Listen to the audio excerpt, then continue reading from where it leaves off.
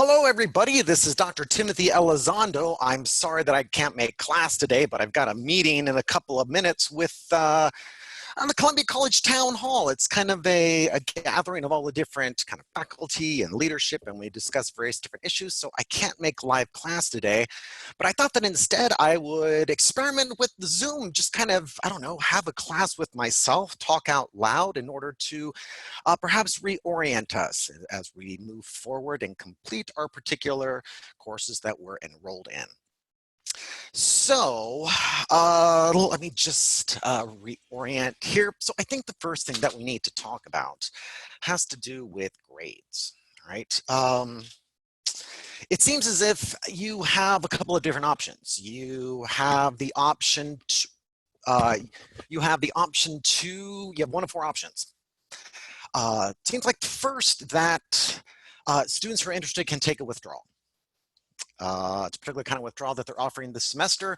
And those are for students who are interested in stepping out of the course and are interested in retaking the course in the future, right? Whether it be Speech Com 1 or Speech Com 4. And then what would happen is you have a W on your transcript. When you retake the course, let's say you got an A in the course, that A then replaces the W and the W falls off, okay? The second option that you have is a pass, no pass option. So you would send me a particular email and then say, hey, I want to have that kind of grading option. And then I would say we go from there. The third option you have would be to continue forward in the course. I'm going to eliminate the final exam and I'm going to eliminate the peer evaluation. So it's just a persuasive speech. For those of you who show up and give a persuasive speech, I think the options are you're looking at kind of an A and a B scale. I would say personally, from my perspective as an evaluator, I would say the difference would be one is going to be much more highly structured, have evidence, have the different parts of kind of the speech, and some aren't. And so I think from a perspective of at least how to look at a speech, it makes an A and a B much more clear. Yeah, so because I think that there are some students that want to use this particular course to continue developing their skills. There's other students that just want to get the course done.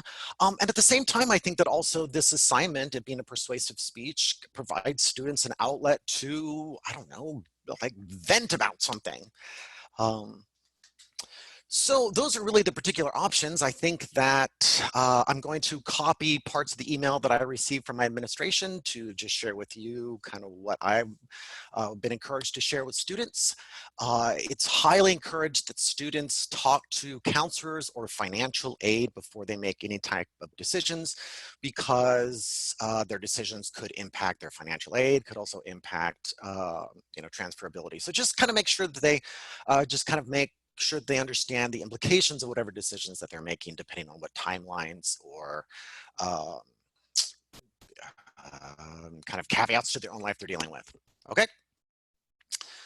All right. So I think with that in mind, I want to use the rest of the time to give myself a challenge.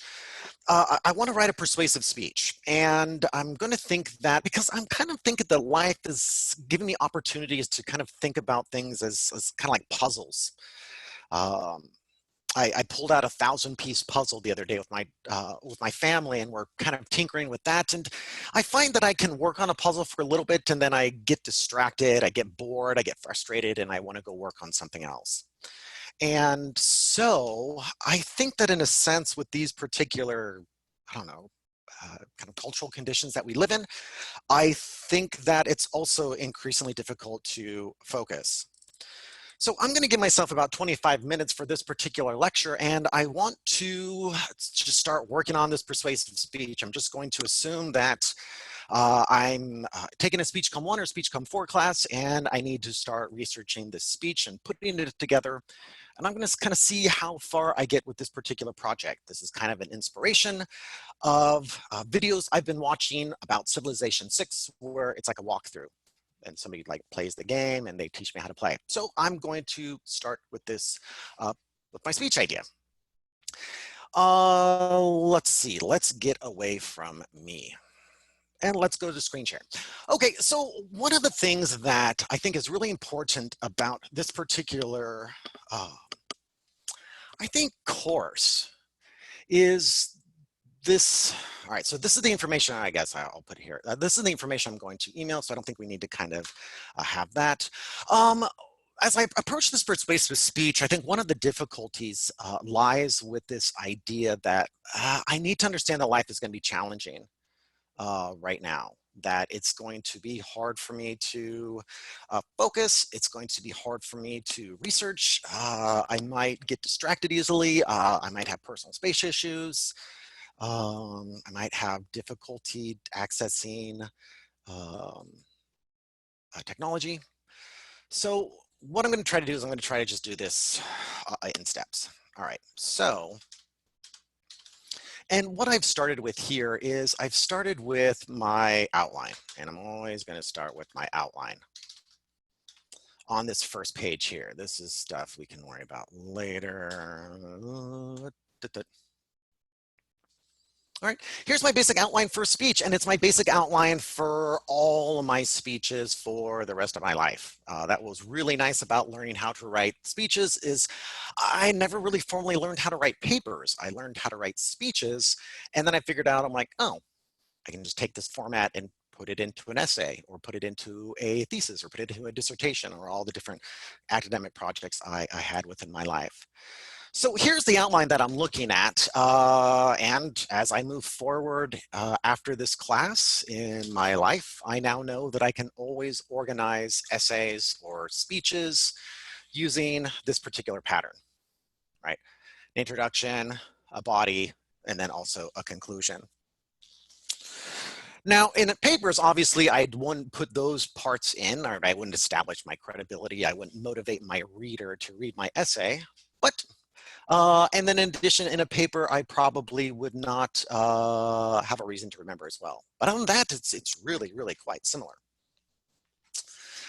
All right, so with my outline, I'm going to kind of start looking at the body of my speech. And I put in the template here where we have exigent, cause, and solution. And with my exigent point, it's inform my grandma about the issue. And the reason I put that is because I always think of kind of the first thing I need to start kind of piecing together is how would I explain this to my grandmother? My grandmother, very kind, smart, warm lady who didn't necessarily read the news that often. It made her sad. She read the community news. I mean, she knew about people in the neighborhood and, you know, she was street smart, but not necessarily super familiar with you know, nuances in Congress, so to speak. And so as I think about informing my grandma about the issue, I usually ask myself a few different questions. Are there certain terms or ideas that I need to define? When was this elephant discovered? I use the term elephant here sometimes because sometimes I like thinking about my exigence as something like tangible. So I just use the word elephant, right? Because I'm like, grandma, I got to describe like shape and size and contour and all these different things. Right, so these are the kinds of questions I'm going to kind of start with as I'm researching, right? Are there certain terms of ideas that need to be defined? When did this elephant or this issue, when was it discovered, right? Or, you know, like, I don't know, like when did it begin? How big is it? How does the elephant link to things grandma cares about? Okay, yeah, so this is where I'm going to be doing some audience analysis.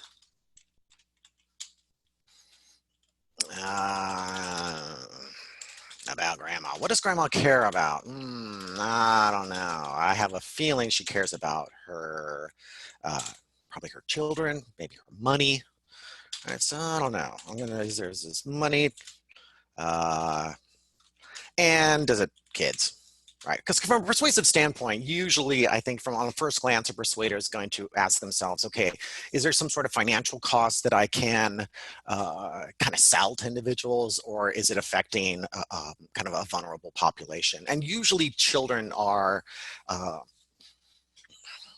a group that persuaders can, you know, try to link a subject to and then go, let's protect the kids, right? All right, so yeah, and this is going to be my structure, and it's a structure for a lot of different exigence, cause, solution kind of issues. I think in this video, or I don't know, if I get to it, I might discuss some of the different causes, who knows? But I think I want to have at least two of them in there, right? So cause one, and let's just say cause two, cause number two, boom. I don't know my solution's going to be yet, but I do know a solution oftentimes has two parts to it, right? We can look at those forensics videos and see that there's usually some sort of kind of larger governmental solution, right? This is usually some sort of policy reform. And then underneath here is an individual action, right? This is something like what the audience can do. Or in this instance, what can grandma do to make policy and or life, better. All right. And I don't think I want that to be bolded, right? And instead what I'm trying to bold here is the major parts of the structure, the parts that are going to be the same in all different classes. So if I'm giving a speech in Tom Johnson's class, this is probably what I would use as far as like introduction, this kind of conclusion structure as well. Yeah, if I was giving a presentation to a board, I would probably use this structure as well. Right, this is just like a really just solid structure. All right, so that's kind of what I'm looking at, and what inspired me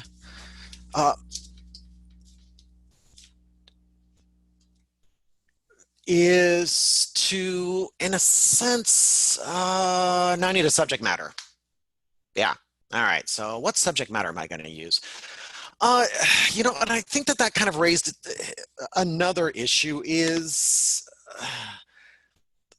there's just a lot of subjects right now that like from researching becomes really, really difficult because some of the cause and effect relationships that existed like 4 weeks ago aren't necessarily the same. And even the economy is completely different. So that's tricky. So I think moving forward, at least in my summer courses, I would probably be looking for research that I think is going to continue to be relevant. And so what I want to write a speech about, and I think what makes this really challenging is I want to write a speech about the recent bill or the Fed's plan to inject $2.3 trillion into businesses and revenue pinched governments. Yeah, I know that it's not super bedazzling, but that's the challenge. I think that's what makes it difficult. I think, how do I get this particular piece of legislation or this particular act by government, how do I convince grandma to, I don't know, like be persuaded on this issue?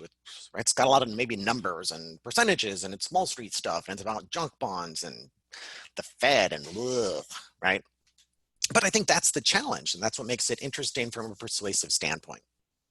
Okay, so I think and I don't know a lot about this particular topic. I think that as I'm beginning, I have some ideas, I have some views, maybe opinions, that maybe I'm going to put into the outline. Maybe I'm going to sketch in there. I don't know. I don't want to be committed to my own political ideas before I research, because I am susceptible to news. I'm susceptible to information. I'm susceptible to feedback. Facebook, right? I might get tricked. I might have an idea that's actually in my head, I believe is true, and in reality is actually maybe false. I don't know, right? So, and I think what inspired me for this topic is just my own spider sense, my own sense of reading information, being like, that makes me upset, or that makes me sad, and in this particular instance, I was reading about it and I was like, that bothers me. So I want to do something, a speech on that. Okay. And because it provoked in me a sense of indignation, I was like, I think I'm going to approach this topic with the idea that I think I want the audience to be mad, right? That I want them agitated, right? So this isn't going to be a sad kind of tone. It's not going to be a happy tone. It's going to be more of a kind of tone, right? It's just on first glance, right? If I had to choose a color to approach this outline with, I think that's what I would be doing. All right, so with that in mind, let's just kind of go to this particular structure that I'm working with. And with this, I guess I could start maybe sketching out what I think are some of the causes. Or I think I actually kind of maybe need to talk about this particular issue. So in this particular issue, from my understanding, the federal government decided to create a piece of legislation where this particular set of, no, it was the Fed, I'm sorry. The Fed decided to kind of create this new kind of deal with investment bankers where the Fed kind of agreed to purchase assets. Yeah, yeah. So that's what I'm tackling, and then I got to get grandma to care about it. So I think what I need to do is I think I know, like, as far as like money, right? I think like what makes me mad about this is going to be somehow that money isn't getting to those who need it. Um, Money is getting to rich people. And this is going to be like social and or state programs aren't getting help. Right. So I think that's what's inspiring me is this idea that there's this money that's going to really, really, really wealthy Wall Street types, and it's not going to people who are experiencing economic hardship right now. Right. Yeah, that's what I want to do. Right. So, audience now it's about grandma. Yep.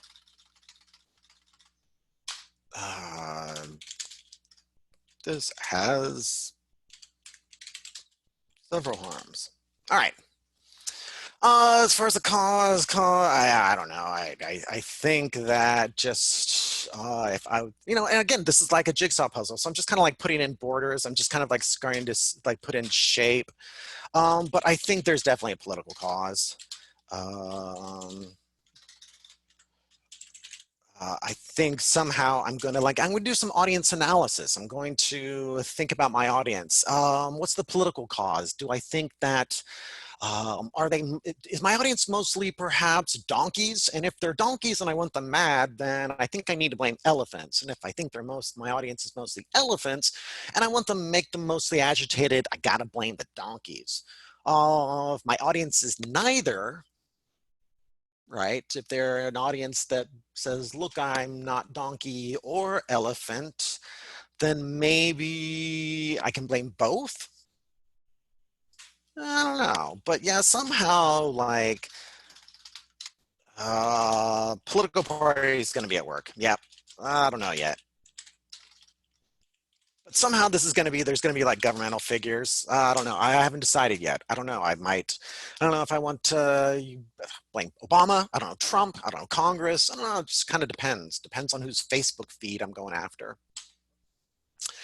What could be a second cause of this Wall Street? I think you have to say historical, right? And I think it's called like the Dodds Act or something like that. But it's like it's basically I think like like the banking regulation has been deregulated. So I think I could historically kind of say, look, there's already been this kind of problematic relationship, um, maybe with the Federal Reserve. And then I don't know. I don't know what the other cost is going to be. Yeah, I don't know. Don't know if I need it. Don't know if I need it. If I do use it, then I have 3 causes, and each cause becomes about 40 seconds. And I can actually start timing that out. Right. If I don't use it, then instead I have 2 minutes and I have 2 causes, so then each cause needs to be about 60 seconds. So I think I can kind of use my research, use my evidence to see what like shapes in. You know, sometimes there might be a, like, I don't know, is there a scientific cause? Is there a, you know, a cultural force? Is there, yeah, I don't know. I don't know. All right.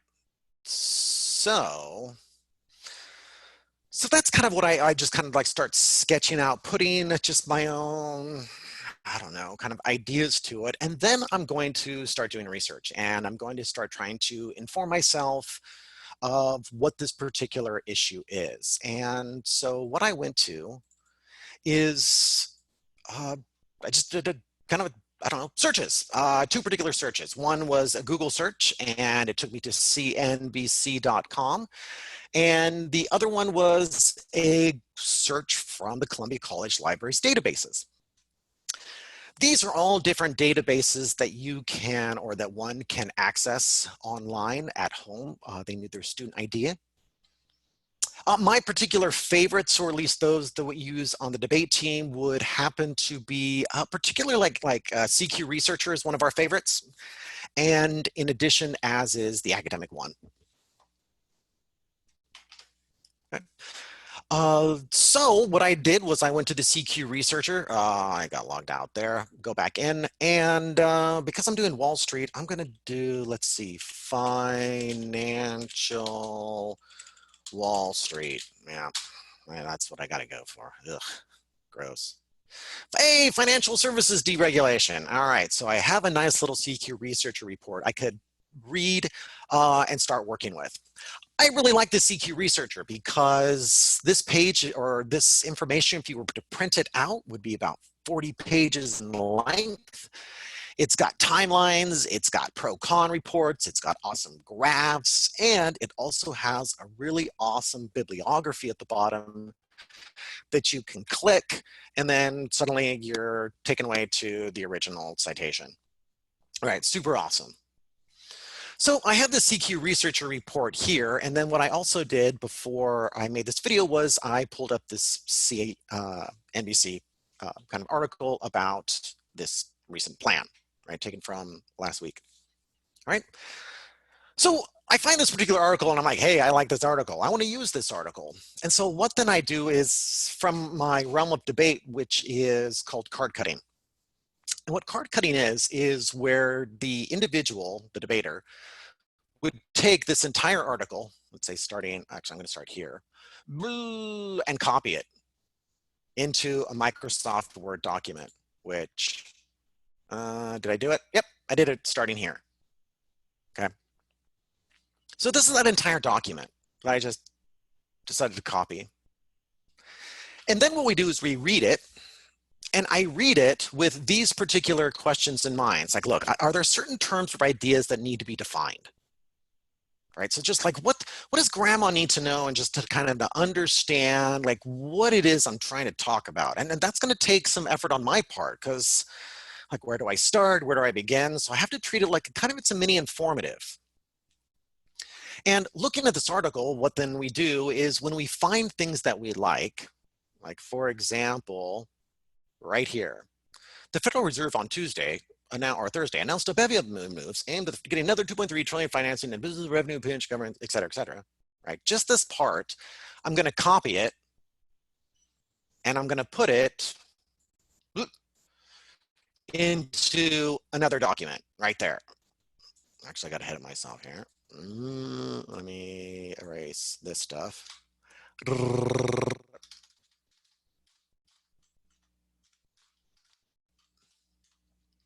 I was practicing with some of my outlining stuff and I didn't check it out. All right, there we go. Okay, so here's where I would actually put the citation of the evidence that I'm working with. So this information up here, this link, and also this Jeff Cox name, right, that guy. But I'm just copy and pasting, right? So this is my paste. I found another part that I liked. Let's see. Yep, right here. A special purpose vehicle that the Fed created jointly with the tax department will purchase 95%, right? This part, I was like, ooh, that seems important. So I put it here, right? So these are just different cut and pastes or copy and pastes that I put out. If I wanted to, I could actually put quotation marks around it just to remind myself that I am pulling this from somebody else. And I don't just want to put this into a paper or a speech because then I would get nailed for um, plagiarism, right, Diane? And that's bad. All right. So, and I'm going to I'm going to save you time, but I went through this entire article. I was like, all right, that, and I pulled up these different items, right?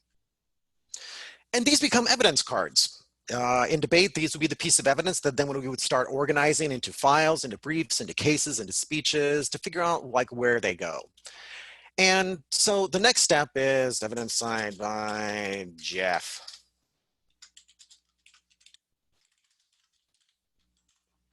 And the next thing we do is we tag it. And what tagging is we look at the piece of evidence and we try to figure out, all right, what's that piece of evidence trying to say? Like, what does it allow me to say? And it seems here, so it's like the Federal Reserve on Thursday announced the bevy of new moves aimed at getting there. Okay, so here it just seems like, and I'll just put a 1. The Fed's plan is intended to help business and state govs, actually state local govs. When I hit return, I like it. That just automatically gives me a 2. But this is the evidence. This isn't the claim. And then so I now do that, right? This becomes my idea, right? I made that sentence. But that's now the piece of evidence that I can use, right? And it's very possible, right? If I wanted to, I could actually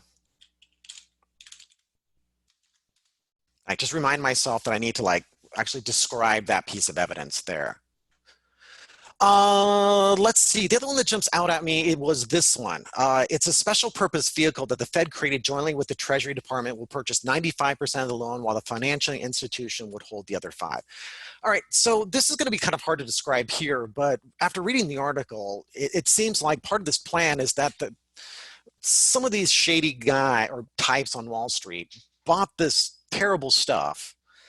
And the government's going to say, all right, tell you what, you don't own that shady thing. We're going to buy like 95% of it from you. Right. And to me, that's the shady mechanism. So I think I need to put that in there.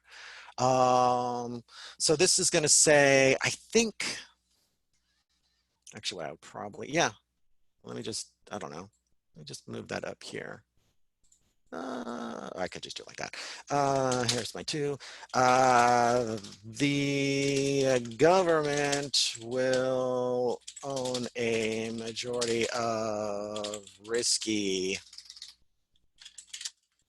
assets.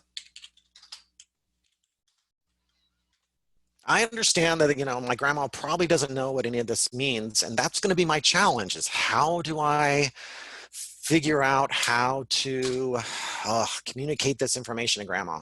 I don't know if I can do it. I might just give up. Who knows? I've changed my topic.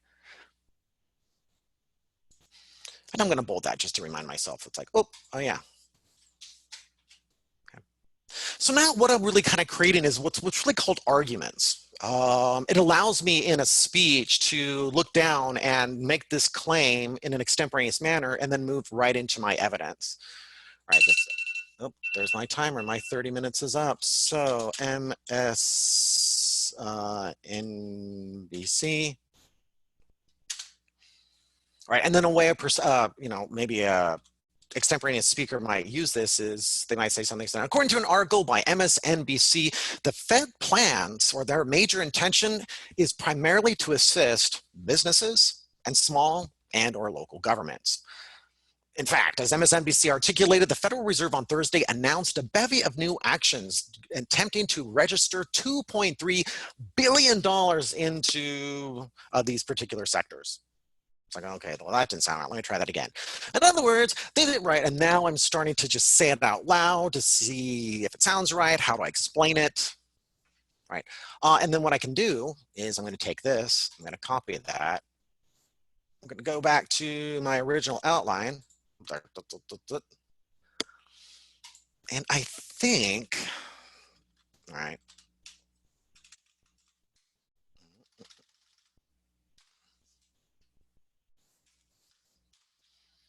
I think it goes here.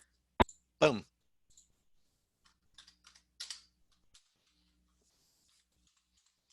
Right. And then, I just do a little bit of like, I don't know, kind of like playing around with this format.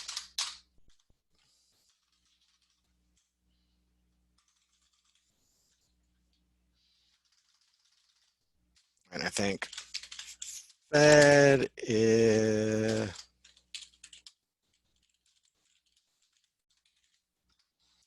Fed took crazy action.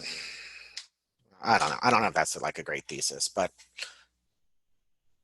right. And now that's going to go there. And then it's also possible that the other one, I don't know, just to like, I think this has to go in there as well. At least right now.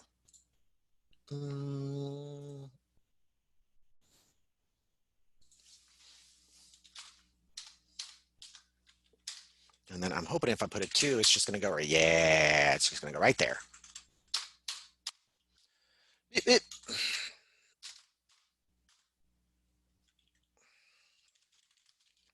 Stuff I will say about evidence to help grandma understand my evidence. All right. Well, that's my 30 minutes. I think that's as far as I got.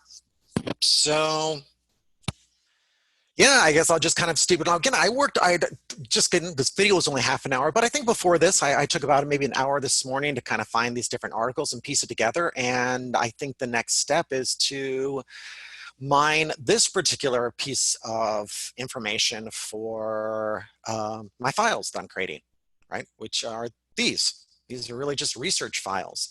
And what's really nice is once I do this, I can keep this document for papers or speeches or whatever I'm working on down the road, because it's possible that I might write other papers about the Fed in Johnson's class or in a poli-sci class, or who knows. Okay. All right. So feel free to steal the idea. Feel free to, as I move through, you're more than welcome to steal my idea, but I'm not going to give you the solution. That I don't know. I'm not sure what you think we should do about this, but I am pretty upset that money is going towards, it seems like it's just going in the wrong direction. Seems like it's going in the wrong direction. So, all right, I hope all is well. Let me know about your grades, and I will see you when I see you. All right, bye guys.